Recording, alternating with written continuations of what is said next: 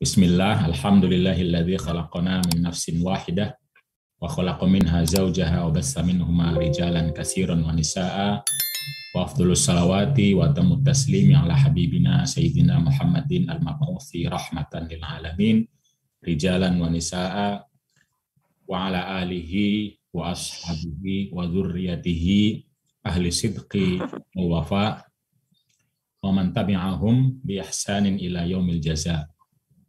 Asbahna wa asbahal mulku lillah walhamdulillahilladzi la ilaha illa huwa la syarika lahu lahul mulku wa lahul hamd. Bismillahirrahmanirrahim. Saya akan mencoba nanti menjelaskan dengan beberapa pengetahuan yang saya miliki terkait dengan hadis yang sudah disampaikan oleh Mbak Lulu tadi.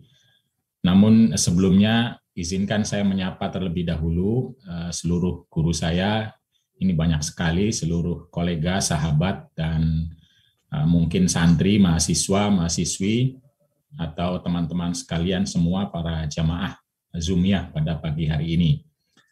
Semoga kita semua akan memperoleh keberkahan ilmu dan tentu saja keberkahan hadis Muhammad Sallallahu Alaihi Wasallam. Jadi kalau kita bicara hadis, mungkin saya akan mencoba membuka whiteboard agar kita bisa lebih jelas. Jadi forum kita pagi hari ini itu mungkin tidak akan secara khusus bicara metodologi, karena metodologi sudah sering disampaikan di berbagai forum, tapi langsung kepada satu persatu hadis. Tapi pada saat yang sama juga saya sampaikan apa metodologinya dan bagaimana cara menemukan makna itu, tetapi tentu tidak bisa tuntas dalam satu pertemuannya. Jadi saat ini sebenarnya kita itu sudah bisa mencari makna hadis, sumber-sumber hadis melalui Mbah Google, itu sudah gampang sekali. Jadi kalau kita misalnya nanti menggunakan cari hadis.com, itu kita bisa ketemu hadis itu ada di buku mana saja, di kitab apa saja, begitupun terjemahannya, terutama bahasa Inggris, bahkan kalau kita teliti satu persatu sanad hadisnya. Jadi izinkan mudah-mudahan waktunya cukup ya, nanti kalau tidak cukup, saya tidak tahu apakah pertemuan kedua masih hadis ini, karena ini fundamental juga bahwa apa yang disebut dengan hadis itu kita memiliki konstruksi ya, konstruksi tentang hadis. Jadi apa yang disebut dengan hadis itu biasanya konstruksi pengetahuannya itu terdiri dari sanad, matan, dan perawi. Yang disebutkan oleh Mbak Lulu tadi, Imam Bukhari misalnya adalah perawi yang bertanggung jawab memastikan hadis itu sampai sanadnya kepada Nabi Muhammad SAW. Jadi ini perawi itu, hadis ini matannya. Jadi perawi itu ada Imam Bukhari, Imam Muslim, Abu Dawud, At-Tirmidzi, Ibnu Majah, dan mungkin yang lain. Nanti kita akan bicara lagi. Nah sebelum sampai kepada matan yang diceritakan tentang kurang akal, kurang agama tadi, itu Imam Bukhari bercerita dari ulama dan ulama dari ulamanya yang disebut sebagai sanad. Jadi kalau kita kembali ke sini misalnya ya, ini misal, maka Imam Bukhari itu posisinya di sini. Nah ini Imam Bukhari. Jadi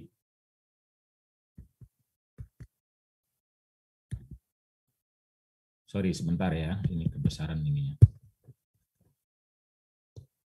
Imam Bukhari itu posisinya di ulama pada abad ke-3 Hijriah, pertengahan 3 Hijriah, yang mendengar dari guru beliau, lalu gurunya dari gurunya, gurunya dari gurunya, terus sampai akhirnya kepada sahabat yang bernama Abu Sa'id Al-Khudri yang wafat pada tahun 74 Hijriah. Yang sahabat ini bertemu dengan Rasulullah Shallallahu Alaihi Wasallam. Nah, sahabat Abu Sa'id inilah yang mendengar tentang kejadian itu. Jadi ada serangkaian sanad yang kalau di sini ada sampai 1, 2, 3, 4, 5, 6 generasi atau 6 orang yang bertanggung jawab memastikan hadis itu apakah benar dari Nabi atau tidak. Jadi nanti metode mubadalah itu meniscayakan ini udah selesai terlebih dahulu. Jadi meniscayakan sanad ini sudah selesai. Jadi artinya sudah ada ilmu hadis di sana yang membicarakan tentang apakah hadis ini diterima atau tidak.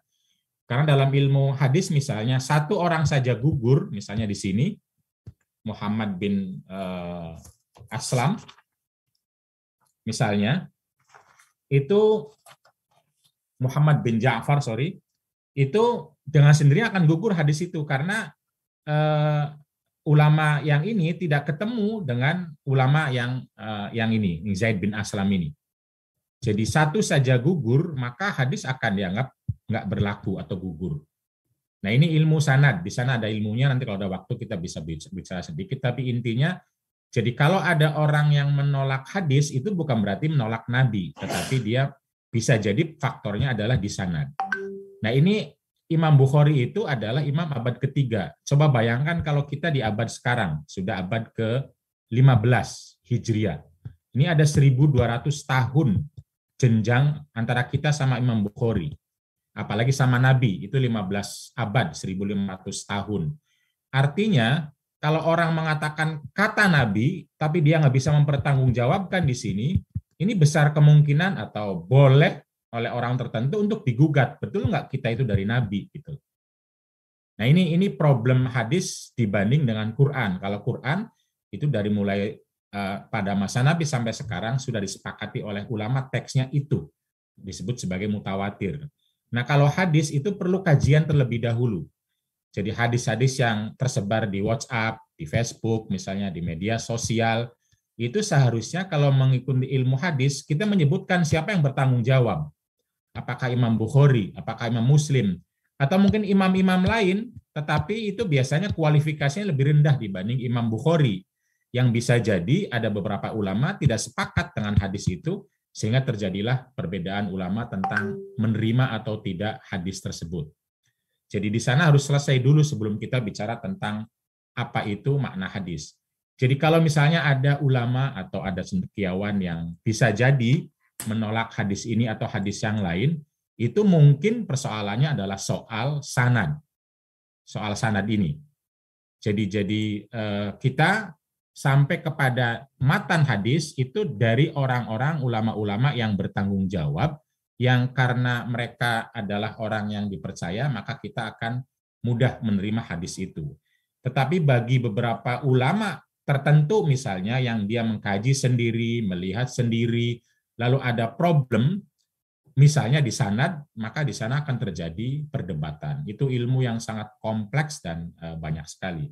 Nah, kita pada konteks pemaknaan ini tidak masuk ke sanad, lebih banyak langsung masuk ke matan. Matan itu ini. Ini matan. Jadi ceritanya apa sih gitu. Nah, kita mengasumsikan sudah selesai karena diriwayatkan oleh Imam Bukhari, dan kita langsung masuk saja ke sanad seperti apa. Nah, tetapi pembahasan makna sanad juga itu di sana ada ilmunya, ada ilmu tentang memaknai hadis. Nah, salah satunya misalnya ya sudah disebutkan oleh Mbak Lulu tadi, salah satunya adalah bahwa hadis itu harus dibaca dalam kerangka yang lebih besar, dalam kerangka yang lebih besar. Nah, misalnya kerangka itu kalau dalam konteks mubadalah menggunakan visi bahwa Islam itu rahmatan lil alamin dan akhlak mulia.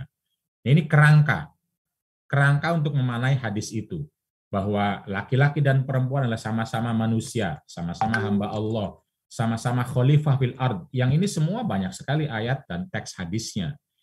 Jadi memaknai hadis dengan hadis, atau hadis dengan ayat, hadis dengan visi.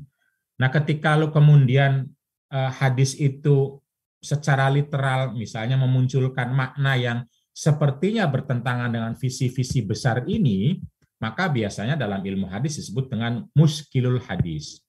Muskilul hadis itu artinya hadis yang maknanya secara sepintas sepertinya bertentangan dengan visi besar Islam, akhlak besar Islam, prinsip-prinsip besar dalam Islam. bahwa perempuan itu sejak awal dipanggil, disapa oleh Quran. Masa disapa oleh Quran separuh akal atau kurang akal misalnya, kurang agama.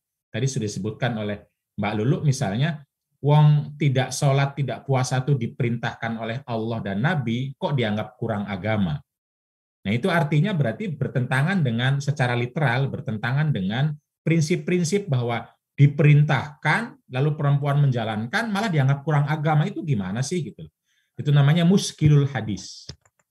Muskilul hadis artinya hadis-hadis yang secara lafadz kok seperti itu.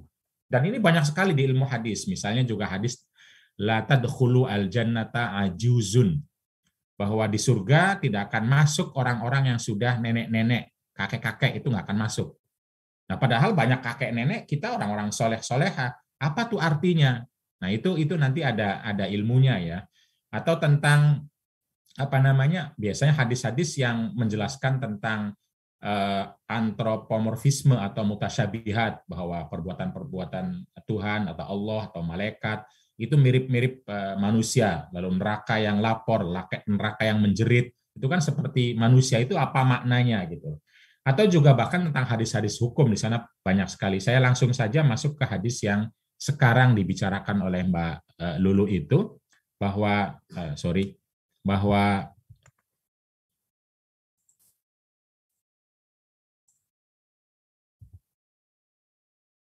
bahwa perempuan sering disimpulkan sebagai kurang akal, kurang agama, atau bahkan separuh akal, separuh agama dari hadis ini. Bagaimana duduk persoalannya?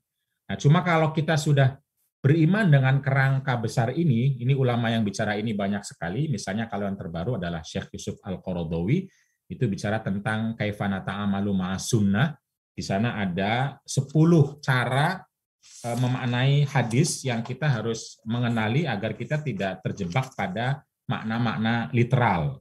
Misalnya harus dimaknai dalam semangat Quran, semangat hadis yang lain, atau apakah ini alegorik, majas atau tidak. Nanti kita pada waktunya kita akan bicara lebih lanjut. Langsung saja ke hadis ini ya kira-kira. Jadi mari kita lihat hadis yang tadi disampaikan tadi misalnya ya. Nah, dengan mengasumsikan, wah ini kan berarti bertentangan dengan prinsip-prinsip. Nah, maka kalau ada orang atau cendekiawan, apalagi ustadz-ustadzah sekarang masih memaksakan diri menyatakan bahwa perempuan itu kurang akal, kurang agama, maka itu tentu saja bukan hadis, tetapi tafsiran yang bertentangan dengan prinsip besar Islam, yang rahmatan lil alamin, yang akhlak mulia, yang menyapa perempuan sejak awal sebagai manusia utuh. Ketika ayat turun kepada Nabi Muhammad, orang yang dipanggil pertama adalah Khadijah. Masa orang seperti Khadijah dianggap kurang akal, kurang agama? Yang kita tahu betapa pintar, betapa penuh, betapa berjuang, betapa menyerahkan seluruh harta, jiwa, dan raganya untuk Islam. Kok dianggap kurang akal, kurang agama? Nah ini kan lucu. Nah karena kita punya keyakinan dalam kerangka ini, maka tentu saja yang kita ragukan bukan hadis. Karena mubadalah itu meniscayakan penerimaan terhadap hadis terlebih dahulu. Yang kita ragukan adalah maknanya. Nah, karena ragu maknanya, maka kita perlu melihat hadisnya apa, agar kita jeli. Mungkin melihat juga makna-makna yang sudah berkembang di kalangan ulama, agar supaya kita sampai kepada makna yang tidak seperti yang kita dengar seperti biasa itu, yang kurang akal atau separuh akal dan separuh agama. Nah, kita lihat misalnya ya, sepintas saja dulu dari sisi bahasa. Kalau mau lebih luas ya kita perlu baca Fathul Bari misalnya, kita perlu baca Aunul Ma'bud, dan banyak sekali kitab-kitab hadis, atau yang sekarang misalnya saya lebih banyak baca dari Abu Syuqqah dalam kitabnya Tahrirul Mar'ah yang Asr Risalah misalnya. Nah, maka di sini kita bisa melihat misalnya ya, hadis ini secara bahasa itu seperti kata Mbak Lulu tadi, itu berbicara Nabi pada saat hari raya Idul Adha atau mungkin Idul Fitri. Bicara pada saat hari Idul Adha maupun Idul Fitri, pada saat kita tahu Idul Fitri, Idul Adha adalah hari perayaan, hari bergembira, hari di mana orang-orang habis kalau Idul Fitri habis berpuasa lalu bergembira untuk makan-makan bersama dan lain sebagainya.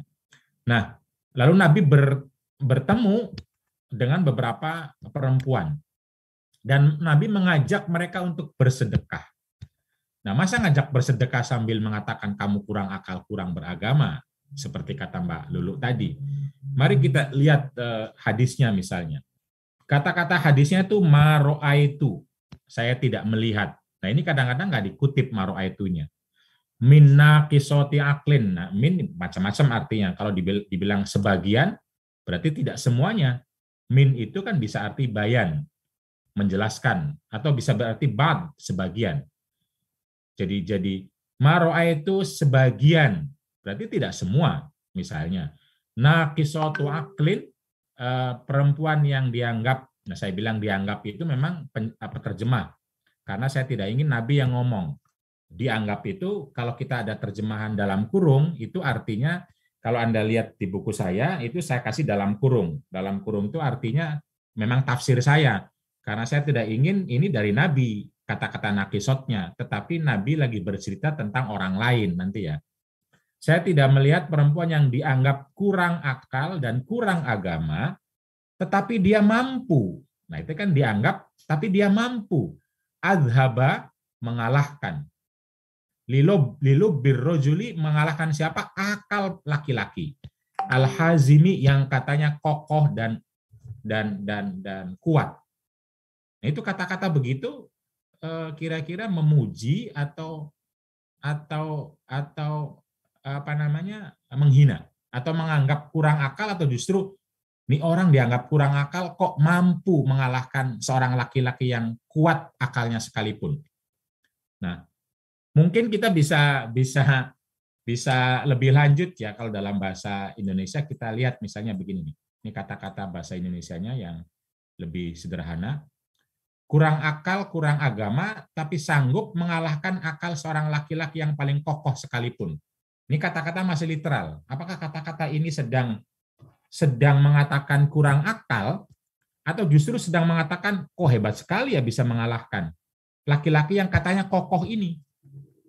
Nah, ungkapan ini masih perlu ditafsirkan lebih lanjut. Apa betul sedang mengatakan kurang akal, atau justru mau mengatakan kurang akal saja mampu mengalahkan, apalagi sepenuh akal misalnya. Nah, ini ungkapan yang masih perlu dibicarakan, apakah betul bicara norma atau justru bicara mujamalah, istilah bahasa Arab ya. Mujamalah itu ya humor atau cara berkomunikasi untuk mendekatkan diri. Oh, kamu kata orang kurang akal, tapi kok bisa ya semua orang kalah sama kamu? Nah, karena itu ayo dong bersedekah, kamu hebat, kamu bisa mengalahkan laki-laki yang katanya akalnya penuh, akalnya utuh, tapi jarang sedekah. Sementara kamu tuh sering banyak sedekah gitu loh. Nah, ini kata-kata yang menurut saya adalah pola komunikasi, kata Abu Syukoh juga. Karena ini ungkapannya bukan justru sedang mengatakan norma, tapi lebih kepada mengatakan komunikasi, bicara komunikasi misalnya. Nah, ini aja nggak muncul kata-kata mengalahkan ini dari ungkapan yang sering kita dengar, kurang akal, kurang agama. Padahal nabinya mengatakan adhaba lilubbir rojuli al-hazimi. Jadi yang kurang akal, kurang agama saja itu mampu mengalahkan laki-laki yang penuh akal, penuh agama. Nah, kalau itu diungkapkannya penuh utuh begini saja, kayaknya kita nggak sampai pada anggapan kurang akal, kurang agama. Malah dikatakan kurang akal saja dia bisa mengalahkan, apalagi kurang agama gitu loh. Itu salah satu kalau kita mau mendetail ya, mungkin kita bisa lebih lanjut bicara tentang pertanyaan para perempuan itu. Kenapa atau mungkin bisa dilihat gini, Mas. Nah, kita memahami matan itu kalau selama ini yang nyebar kan kita memahaminya dari terjemahan orang-orang awam tuh. Ya. Nah, terjemahan itu, terjemahan sebuah hadis, terjemahan sebuah Quran, itu tidak bisa lepas dari tafsir orang yang menerjemahkan Ya. Dan tafsir orang yang menerjemahkan tidak lepas dari pengalaman hidupnya yang membangun persepsi sehingga dia memaknainya begitu. Ya. Nah, pada kata maro'aitu min naqisati aqlin, kalau dilihat dari lafadznya itu kan fi'il madhi yang masa lampau. Itu mungkin dulu zaman jahiliyah memang iya, ya seperti temuan James Flynn tadi tentang penelitian IQ. Dulu IQ perempuan memang rendah, tapi begitu mereka diberi akses pendidikan, diberi akses sosial, ternyata 100 tahun terakhir IQ perempuan berkembang lebih pesat daripada laki-laki. Dan ini terbukti di sekolah-sekolah formal, di pendidikan, ternyata ranking-ranking tinggi sekolah, kemampuan membaca, kemampuan matematika anak-anak itu konsisten di berbagai negara. Banyak negara ini penelitiannya. Perempuan unggul dibanding laki-laki. Bisa nggak dimaknai seperti itu, Mas Fakih? Ya bisa, dalam ilmu hadis itu begitu, namanya adalah muskilul hadis ketika dianggap bertentangan dengan ilmu pengetahuan atau realitas. Tapi nanti bukan hadisnya, makna hadisnya. Sehingga hadisnya itu sesungguhnya memiliki makna lain. Seperti hadis yang sering kita dengar kan tentang lalat yang kalau jatuh, kita salah satu isinya obat, salah satunya isinya penyakit. Nah, itu sudah lama dibahas oleh para ulama tentang bagaimana memaknai itu ketika prakteknya nggak demikian, kenyataannya nggak demikian. Atau takbirun nahl, itu hadis Sahih Bukhari juga tentang mengawinkan kurma laki-laki, kurma perempuan. Jadi kurma itu ada yang memiliki jenis kelamin dalam arti pohon tentu saja, yang kalau nggak dikawinkan itu tidak berbuah. Nah, suatu saat Nabi mengatakan, masa sih kurma kok ada laki perempuan? Kayaknya enggak gitu. Lalu para petani akhirnya tidak mengawinkan. Begitu tidak mengawinkan, tidak berbuah. Lalu lapor kepada Nabi, ya Rasulullah, saya mengikuti Anda, tapi kok akhirnya kurma tidak berbuah. Kata Rasulullah, antum a'lamu bi umuri dunyakum. Kamu yang lebih tahu kalau soal korma, jangan ikut saya. Kalau soal korma, itu silahkan ikuti pengetahuan, jangan ikut kata saya. Saya tidak tahu. Kalau soal wahyu, ikut saya. Kalau soal wahyu. Kalau soal korma, pengetahuanlah yang harus diikuti. Nah, ini kemudian kalau kita di fikih, banyak sekali perdebatan hadis tentang ini. Contoh yang kecil tadi soal alalat. Contoh lain misalnya tentang idza walagul kalbu ina ahadikum falyagsilhu sab'an ihdahunna biturab misalnya. Kan kenal kita itu bahwa kalau ada anjing menjilat bejana seseorang maka dicuci 7 kali. Salah satunya dengan debu. Itu sejak Imam Malik, gurunya Imam Syafi'i mengatakan itu tidak penting 7 kali, tidak penting dengan debu. Karena najis itu ya kalau selesai sekali ya cukup, kalau nggak selesai 7 ya 9, 10, silahkan sampai hilang najisnya kalau itu betul najis gitu. Bukan dengan 7 dan 6. Jadi Nabi itu bicara itu itu ta'abud saja. Ta'abud itu kalau mau ikut dapat pahala. Kalau enggak ya enggak apa-apa. Seperti baca tasbih 33 kali, itu tidak harus 33, 3 boleh, 5 boleh, 100 ya boleh, silahkan. Tidak juga itu kan ta'abud. Nah, itu cara memahami hadis. Jadi tadi fakta, ketika kita tahu faktanya demikian, maka pertanyaannya jangan-jangan saya salah memahami hadis gitu. Hadisnya bukan begitu memahaminya. Nah, salah satu cara memahaminya, jangan-jangan ini memang soal dulu. Atau kata ulama perempuan juga mengatakan ini naqisatu aqlin itu bukan soal akal, tapi soal berpikir. Kurang berpikirnya perempuan itu bukan karena akalnya kurang, tapi latihannya kurang, pendidikannya kurang. Gitu. Coba dilatih, dia bisa lebih tinggi. Jadi naqisatu aqlin itu bukan berbicara tentang hakikat karakter, tetapi terkait dengan fungsi yang itu kondisional, yang bisa berbeda satu orang dan orang lain. Jadi saya sebut di sini akal itu berkembang atau berkurang bukan karena jenis kelamin, tapi karena latihan dan pendidikan. Jadi bukan karena orang punya penis lalu pasti akalnya penuh, Kalau punya vagina pasti kurang, yang enggak ada kaitannya. Nah, itu salah satu penafsiran. Ketika kita yakin dengan prinsip rahmatan lil alamin dan akhlak mulia, di mana laki dan perempuan sama-sama dipanggil Allah Subhanahu wa Ta'ala dengan berbagai ayat yang ada itu. Gitu betul Mbak Lulu. Jadi ya kita bisa mengembangkan banyak makna dengan kerangka bahwa Islam itu potretnya adalah Islam yang memang betul-betul menyapa laki-laki dan perempuan sebagai manusia yang utuh, sebagai manusia yang hamba Allah, sama-sama hamba, sebagai manusia yang diberikan mandat khalifah fil ard. Khalifah fil ard itu. Jadi di sini misalnya saya sebutkan ya, jadi kerangka itu yang nanti dijelaskan, bukan nanti sudah saya jelaskan di buku Mubadalah itu, bahwa problem kita adalah cara pandang, memandang perempuan itu lebih rendah dari laki-laki. Jadi perempuan itu hubungannya adalah melalui laki-laki untuk bisa sampai kepada Allah Subhanahu wa Ta'ala. Ridhonya perempuan nunggu ridhonya laki-laki. Surganya perempuan nunggu surganya laki-laki.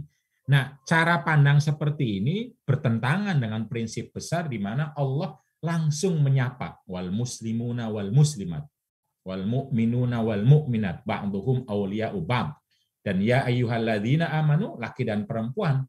Jadi relasi yang seperti inilah yang bentuknya hierarki dan hegemoni yang bertanggung jawab pada tafsir-tafsir makna-makna yang tidak ramah tadi. Nah, coba kalau hubungannya itu adalah mubadalah seperti ini, misalnya, maka yang ini tidak ada. Sehingga relasinya itu adalah relasi sama-sama hamba tadi. Sama-sama hamba Allah, sama-sama khalifah, sama-sama manusia. Sehingga relasinya itu menjadi relasi kesalingan dan kerjasama. Semuanya hamba Allah, semuanya manusia, semuanya khalifah, yang satu tidak menghamba kepada yang lain, tetapi mengakui sebagai sama-sama hamba yang berkomitmen ibadahnya, imannya, hukumnya itu kepada Allah, bukan kepada laki-laki. Jadi hierarkinya bukan bersifat hegemoni atau hierarki, tetapi kesalingan, kerjasama, sinergi. Nah, ketika cara pandangnya seperti ini, maka memandang perempuan kurang akal, kurang agama, itu bertentangan dengan konsep ini. Yang tadi justru menganggap perempuan lebih rendah dibanding laki-laki gitu. Nah, kalau kita yakin bahwa Allah menyapa laki-laki dan perempuan sebagai manusia, hamba, dan khalifah, maka kesimpulan kurang akal, kurang agama dari hadis itu pasti salah. Menurut keyakinan ini tentu saja. Karena salah, maka perlu kita maknai. Nah, salah satu maknanya, tadi Mbak Lulu bilang, bahwa ini mungkin terkait dengan perempuan-perempuan dulu yang kurang belajar, kurang melatih, kurang pendidikan. Begitu dididik, dilatih, ya bisa sama, bahkan bisa lebih dari laki-laki yang sama sekali tidak dididik dan tidak dilatih. Bahkan Nabi sendiri sudah ngomong, yang dianggap kurang akal, kurang agama saja bisa mengalahkan. Nah, kalau bisa mengalahkan kan artinya lebih dari seorang laki-laki yang penuh akal dan penuh dianggap penuh akal, penuh agama itu. Gitu Mbak Lulu.